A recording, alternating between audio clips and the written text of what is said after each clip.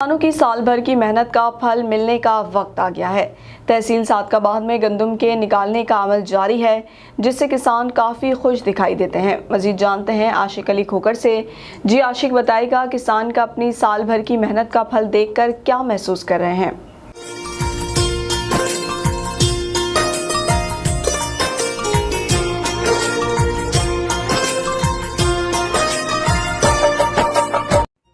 जहां गंदम खुदा की नेमतों में से इंसानों के लिए नेमत तो है ही, वहीं सुनहरे रंग से छलकती गंदम की डालियां और कुदरती लज्जत से भरपूर गंदम के दाने कुदरत की कारीगरी को ज़हर करते नज़र आते हैं।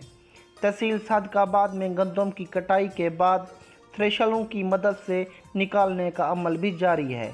हालिया बारिशों के बायस गंदम के नुकसान के बावजूद किसान गंदम के आने पर इंतहाई खुश दिखाई देते हैं। अल्हम्दुलिल्लाह गंदम पक चुकी है और निकाल रहे हैं। शुक्र अल्लाह का, अल्लाह के एहसान है कि बच्चों की रोज़ी बन गई है और अच्छा फसल है तकरीबन। अल्हम्दुलिल्लाह हमने गंदम जो है आज निकाल लिया, पक्का भुतिया हो गया। अल्लाह का शुक्र है कि अच्छी पैदावार में हुई है। जहां पाकिस्तान गंदम पैदा करने वाले मुल्कों में शुमार होता है, वहीं तहसील सादकाबाद के किसान अपनी मेहनत से मुल्क की तरक्की में भी हिस्सा डाल रहे हैं। तहसील सादकाबाद में अब गंदम कटाई के बाद निकलना शुरू हो गई है और ये गंदम खुदा की नेमतों में से एक नेमत है, जिसे हर इंसान अपनी खुराक के तौर पर इस्तेमाल करता है।